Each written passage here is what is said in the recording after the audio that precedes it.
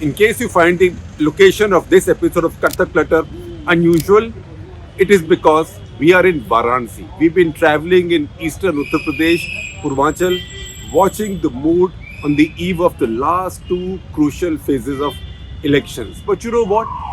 Today, while I record from Varanasi from outside my hotel, I'm not going to talk about UP politics or what's happening in the elections or what's the mood on the ground, because the overwhelming story right now, what is dominating all our minds, in fact, the entire world's news environment today is dominated overwhelmed by only one story, and that is the Ukraine-Russia story.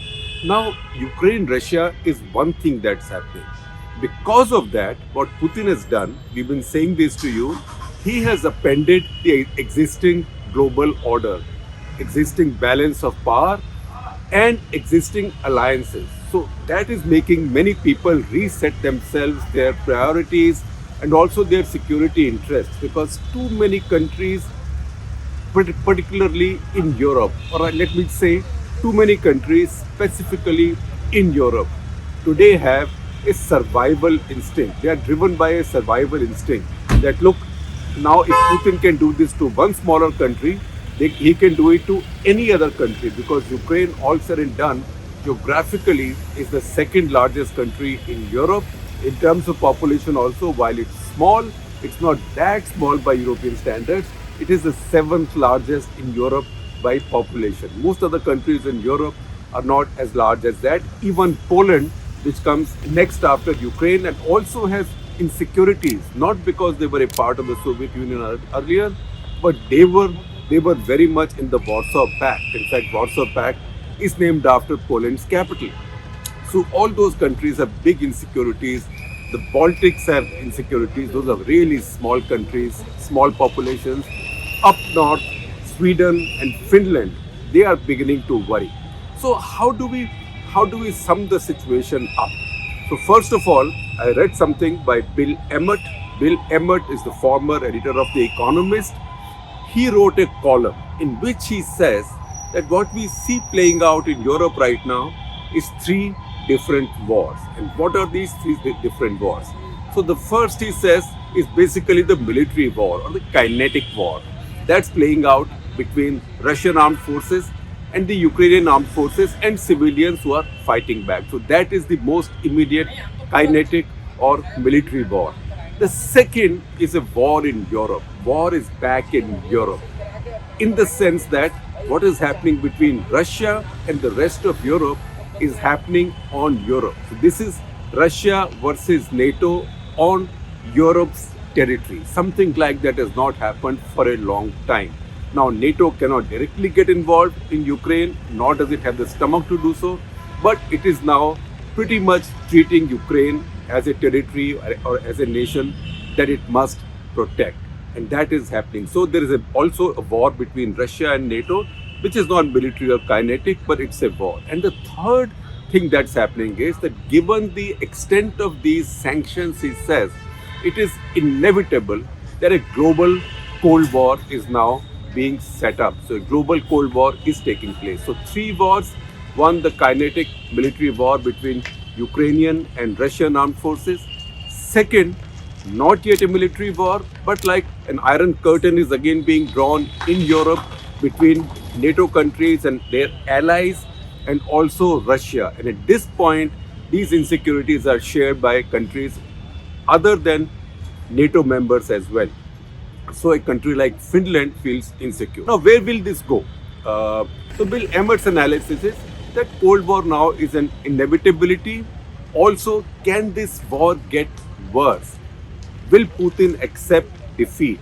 Will Europe, America, and the rest of the world accept Putin's military victory in Ukraine and a government installed by him, and a puppet government installed by him? Chances are zero. So he says that, look, we know that there is mutually assured destruction, so chances are that wiser counsels will prevail and this will not get out of hand. But the fact is that evidence of history, particularly of two world wars, tells us that when we underestimate situations like these, they can sometimes spiral into bigger crises or bigger conflicts.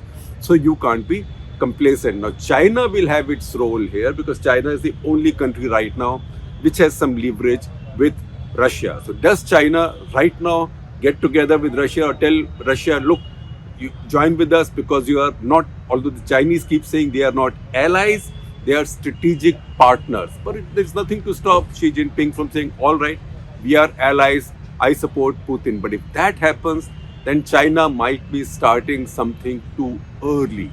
That competition with America, the strategic open competition with America and the American bloc, China may be starting it too early because China's interest ultimately is Taiwan. Are they ready right now to move in that direction? It's something that we know nothing about. Chances are possibly they will not do it. Their time has not yet come for something like this. They might wait for another 10 years, 15 years like that. That is one possibility. The other is in case Putin's generals, Putin's senior members of his government, other influential politicians in Russia, the oligarchs who are losing their value, whose wealth is vaporizing now, 80-85% of their wealth is gone, and they are worried about their assets in London, in Dubai, all over the world because they have the money, but they live out their lavish lifestyle, decadent lifestyle in other countries. So if that is lost and they all get together somehow and oust Putin, again, something that you cannot guess will happen. It is not likely just now, but it is not impossible. So it looks improbable, but it is not impossible. So if those things happen, then you might have a faster de-escalation than otherwise. Otherwise, what might happen? So I see something else. I see a tweet, and this is a tweet by Samuel Ramani. Samuel Ramani is an expert at Oxford University, a strategic affairs expert, and Royal United Services Institute, RUSI. And he tweeted, and I noted that tweet, he said that Vladimir Putin has killed Swiss and Finnish neutrality in one day. Now, we know that Switzerland is a neutral country, and in fact, Swiss neutrality is used as a metaphor for somebody whose position is totally neutral in any situation or is avowedly totally neutral in any situation. But what is this Swedish and Finnish neutrality? And as I was reading this up, we were also reminded of something called Finlandisation, because a lot of people are saying that what Putin wants is that Ukraine should be Finlandized. So we need to understand these a little bit better, because this crisis, this war in Ukraine is making us focus on Europe, even European history. So those who are experts in European history, they will all know more than what I'm going to say here. But most of us are not experts in European history. And in fact, many of us, at least I was, quite lacking in knowledge about how these changes have come about, how these countries became neutral. Each one has drawn its neutrality from a different source, a different motivation, also a different legal framework. In one case, in fact, with no legal framework, that's Sweden, and I will tell you about that. Now, when you see these three countries as neutral, in fact, in Europe, 5 countries are neutral. That is Switzerland, Sweden, Finland, Austria, and Ireland. As I told you, all 5 come from different places. So Austria has enforced neutrality. After the Second World War, Austria continued to be controlled by the Allied powers until 1955. In 1955, the Soviets started pushing to make Allies leave Austria alone as an independent country. So the Soviet Union in 1955, through what is called as Moscow Memorandum, they demanded that Austria should be freed, Allies should move away, Allies should vacate Austria, their occupation of Austria or their control of Austria, but there should be a guarantee that Austria will remain a neutral country. So Austrian neutrality is something that the Soviets demanded, but they also agreed to sign up a security guarantee in case Austria remained neutral. So that is how a treaty called Austrian State Treaty came about, and this was then put in Austrian constitution as well, that Austria will be a neutral country. So Austria became neutral in 1955. This was enforced neutrality because it was done on Soviet demand. It has remained so since then. Then Switzerland. Switzerland is again a very complicated situation. Now, Switzerland is a country which is neutral by history and tradition, but also by law. So it was as far back as the 16th century, in 1515 or thereabout, when there was one of those big wars between, say, in this case, the Swiss and the French. Because those were the days of the Roman Empire, and all kinds of complicated wars used to take place in Europe those days. In fact, I will come to the next one, which happened in the 17th century, generally coinciding, say, with the period of Emperor Jahangir in India, which was the 30 years war in Europe. And that basically was a war between various segments of the old Roman Empire. So we'll not go into details of that. After that, this first war in 1515, Confederation of Switzerland was set up. The country came into being. So it was called Confederatio Helvetica. That is where the C and H, which is the globally accepted acronym for Switzerland, comes from. Say, Confederation of Helvetica. I'm just translating it. Confederatio Helvetica. In fact, if you've been a stamp collector, say, in my generation, you will find that Switzerland, Swiss stamps those days, you also used to say Helvetia or Helvetia as the name of the country. So that is how far back the formation of Switzerland goes. In 1640, when the Peace of Westphalia came about, that is when the 30-year war ended, Europe was restructured. So the treaties leading to the Peace of Westphalia guaranteed the neutrality and freedom of Switzerland. So all the signatories promised not to mess with Switzerland or not to invade Switzerland. But then came Napoleon. So Napoleon was not going to accept any of this because he was going to make his own history. So late 17th century, sure enough, Napoleon invaded Switzerland and captured a lot of its territory. It was subsequently in 1815 that at the Congress of Vienna, Swiss Confederation and its neutrality were established and also guaranteed, and signatories to that guarantee were Austria, France, England, Russia, which is sort of Germany then, Russia. They guaranteed it. Sweden now, next, their neutrality comes from tradition. Tradition is beginning 19th century when Charles Johann 14 said, my country will remain neutral. This was in 1834 because Europe had a history of very messy war after war after war. And these wars involved many countries. Many countries got subjugated by others. So he said 1834 that I will be neutral, and that sort of continued on like that. So Sweden's is a voluntary neutrality.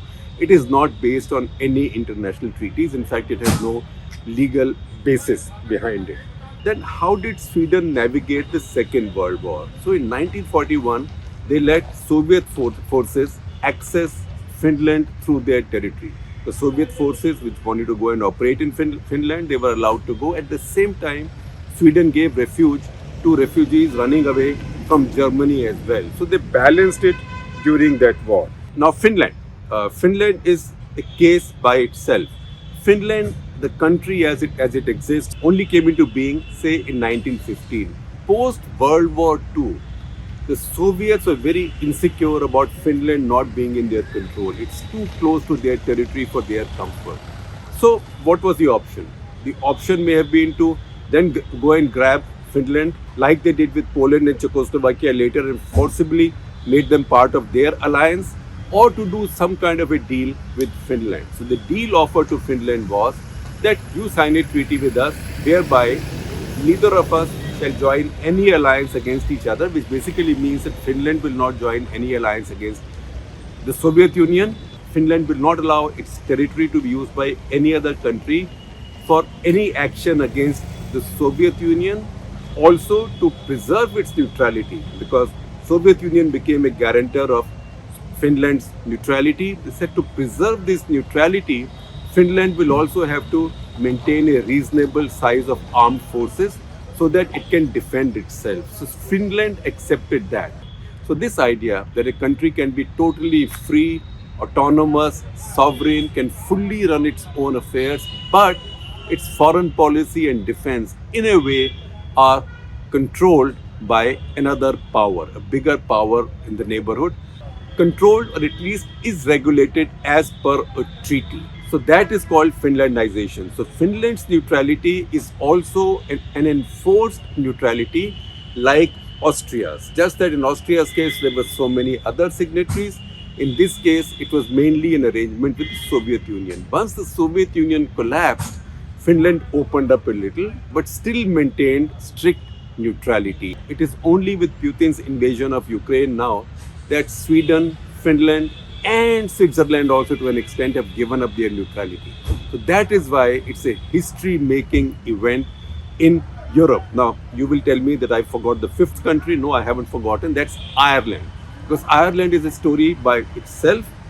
Ireland was invited to join NATO in 1949, but Ireland said no. Why? Because they said that Britain controls a part of their territory. So unless all of the Irish territories unite, they will not become members of NATO because Great Britain was a member of NATO. So that is how Ireland has remained neutral, but it's generally understood that if Ireland is under threat tomorrow, NATO will come to its defense because the politics of that region, the politics between Britain and Ireland has also changed a great deal since 1949.